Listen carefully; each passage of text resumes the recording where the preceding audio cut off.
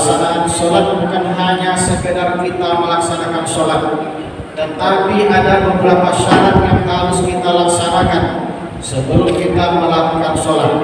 Yang pertama, kita melaksanakan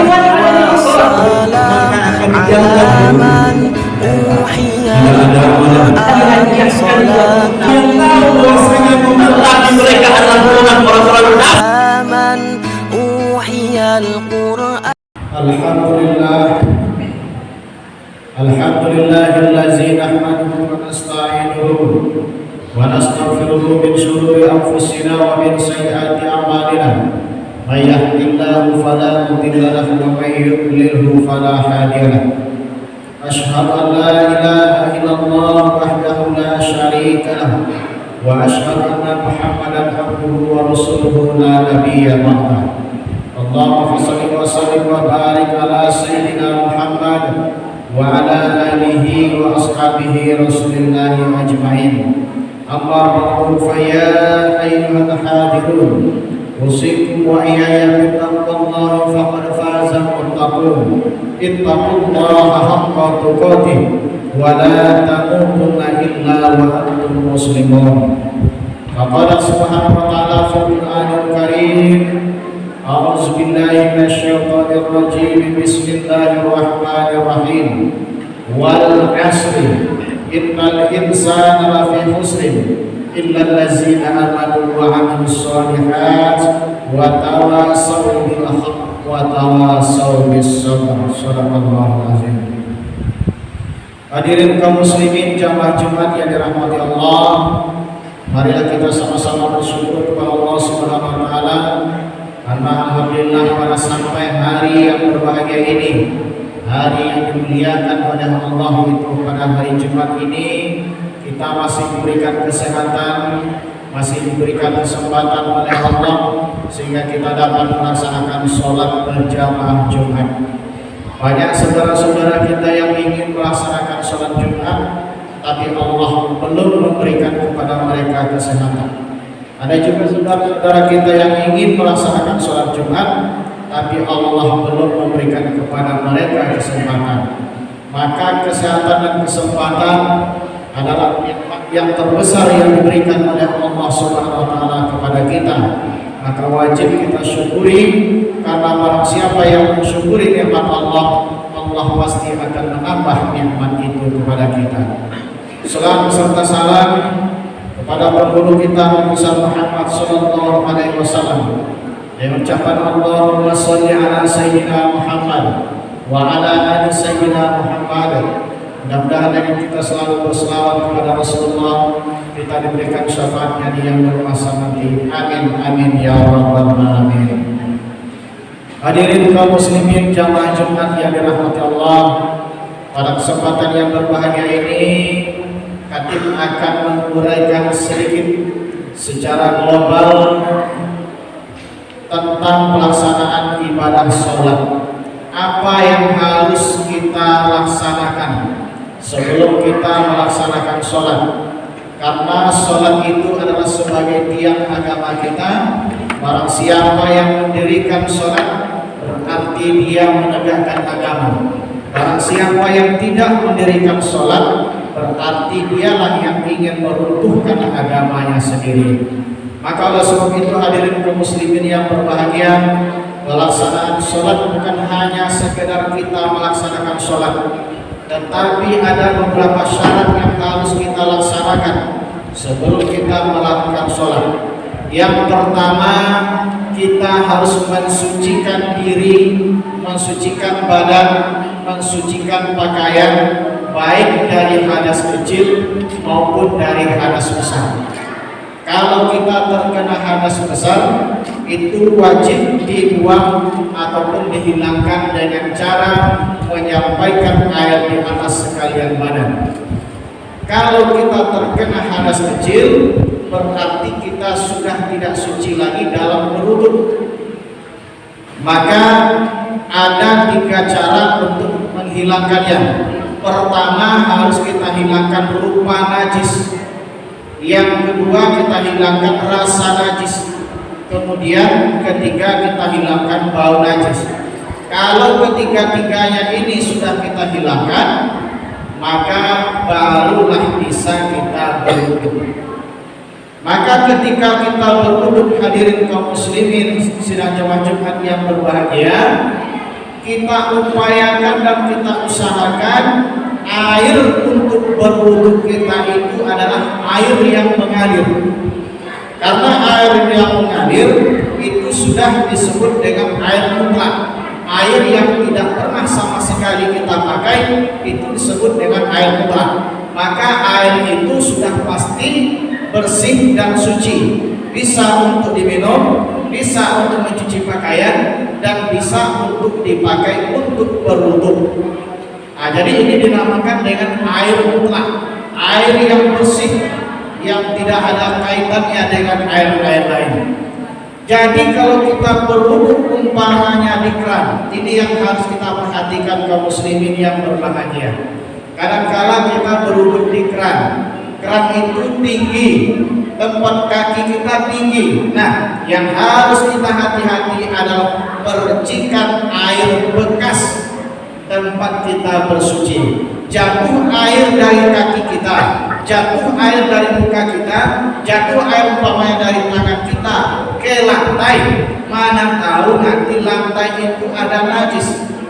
Maka dari percikan itu terkena kaki atau terkena pakaian kita, maka kita melaksanakan sholat berarti kita membawa najis. Maka oleh sebab itu kita harus berhati-hati dalam tata cara mengambil wudu. Supaya apa? Supaya sholat yang akan kita lakukan itu menjadi sah. Sebab wudu itu adalah salah satu syarat sah sholat. Kalau kita sholat tanpa wudu, atau kalau kita sholat tanpa wudu kita sah, kita berwudu tapi tidak sah wudu kita, maka sholat kita juga tidak sah. Dari mana mengatakan tidak sah? Dari hukum fikih. Hukum fikih sudah menentukan kalau kita terkena najis maka wajib dibuang najis, kecuali kalau najis itu memang sama sekali tidak kita ketahui. Tapi kita harus berhati-hati dalam tata cara melaksanakan wudu. Hadirin kaum muslimin jamaah Jumat yang dirahmati Allah, setelah kita melaksanakan wudu, ada hal-hal yang harus kita perhatikan sebelum berwudu itu. Mungkin ada salah satu anggota wudu kita yang bisa menghalangi air masuk ke dalamnya. Contoh, umpamanya di siku kita, atau di pergelangan tangan kita, atau di salah satu wajah kita ada noda karet, getah yang mungkin ini menghalangi tempat wudu kita, maka ini wajib kita hilangkan terlebih dahulu. Kalau tidak kita hilangkan, berarti air belum sampai ke tempat anggota wudu kita. Maka ini terutama sekali harus kita hilangkan, apakah itu karet, apakah itu dan sebagainya macamnya yang bisa menghalangi air masuk ke dalam anggota wudu kita. Apabila susah untuk dihilangkan, atau umpamanya tangan kita luka, tak bisa kita berwudu, maka boleh digantikan dengan tayamum. Tayamum itu pertama kita niat tayamum sebagai pengganti wudu, yang kedua kita menyapu muka dengan debu. Debu itu asalkan suci, boleh debu itu mungkin yang menempel di dinding, boleh yang menempel di mobil, asalkan itu suci, boleh dijadikan tayamum. Jadi pertama kita niat tayamum sebagai pengganti wudu, yang kedua kita sapu muka dengan debu yang menempel di tangan kita, bagian telapak tangan, Dan yang ketiga, menyapu kedua tangan sampai siku. Itu tata cara kita untuk bertayamum sebagai pengganti wudu apabila kita memang tidak bisa berwudu. Apakah kita dalam keadaan tidak bisa memakai air, seumpamanya sakit, badan panas tinggi, tak bisa memakai air, dingin kita memakai air, maka boleh digantikan dengan tayamum. Kalau seandainya anggota badan kita terluka dari salah satu anggota wudu kita, maka boleh digantikan dengan tayamum. Yang namun meninggalkan sholat tidak ada alasannya, hadirin kaum muslimin yang berbahagia. Maka oleh sebab itu kita tentunya umat Islam ini harus berhati-hati dalam melaksanakan ibadah, karena ibadah ini adalah hubungan kita dengan Allah. Hubungan kita dengan Allah, kita melaksanakan ibadah, kita melaksanakan sholat, kapan dibalas oleh Allah?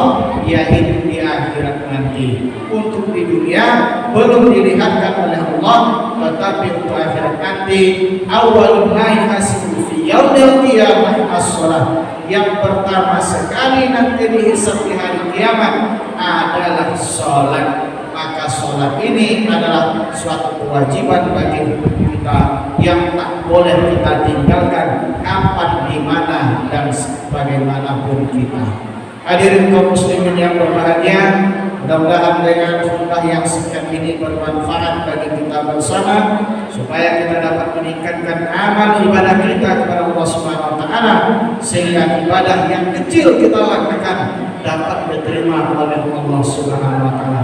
Walaupun sedikit ibadah kita, tapi diterima oleh Allah Subhanahu wa taala. Amin amin ya rabbal alamin. Barakallahu li wa lakum fil Qur'anil azim. ونفعني وإياكم بما فيه من الآيات والذكر الحكيم وتقبل مني منكم تلاوته إنه هو السميع العليم.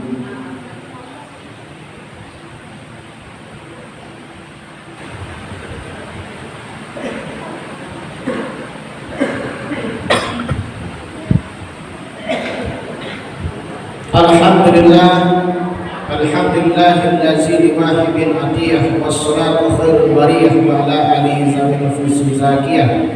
Ashhadu an la ilaha illallah wahdahu la syarika lah wa ashhadu anna Muhammadan abduhu wa rasuluhu la nabiyya ba'dah. Allahumma shalli wa sallim wa barik ala sayyidina Muhammad wa ala alihi wa ashabihi rasulillahi ajma'in.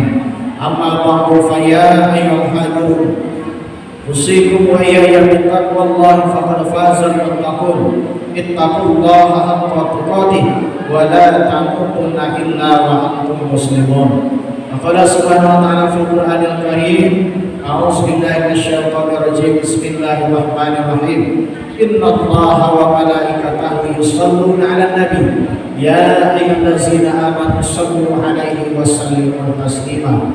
Allahumma shalli ala sayyidina Muhammad wa ala sayyidina Muhammad kama shallaita ala sayyidina Ibrahim wa ala sayyidina Ibrahim wa barik ala sayyidina Muhammad wa ala sayyidina Muhammad kama barakta ala sayyidina Ibrahim wa ala sayyidina Ibrahim fil alamin innaka Hamidum Majid. Allahumma ighfir lil muslimina wal muslimat wal mu'minina wal mu'minat al ahya minhum wal amwat bi rahmatika ya arhamar rahimin.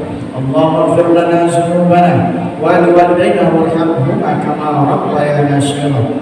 Rabbana atina fid dunya hasanah wa fil akhirati hasanah wa qina azabannar. Wa sallallahu ala sayyidina Muhammadin walhamdulillahi rabbil alamin. Aqimus shalah.